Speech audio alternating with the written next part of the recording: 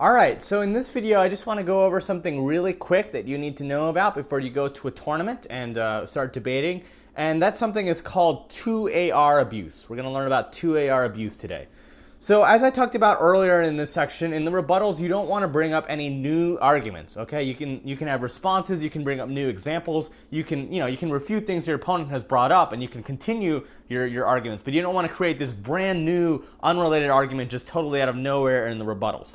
So we learn about that, but I especially want to emphasize here, you don't want to do that in the 2AR. You especially don't want to bring up a new argument in the 2AR. And doing that is called abusing the 2AR.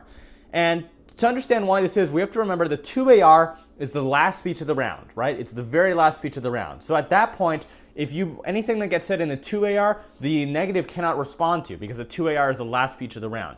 So what people sometimes ended up doing is the affirmative side would have this killer argument against the neg case, but they wouldn't give that argument in the 1AR. They would wait till all the way to the end of the round, and in the 2AR, they would bring up this killer argument and destroy the neg case, and the neg would have no chance to respond to that argument at all because it was at the end of the round. And if you think about it, this is really unfair because the affirmative is presenting this argument. He gets an unfair advantage. The negative never gets to respond and show why that argument is flawed. So this was really abusive. So it's labeled 2AR abuse.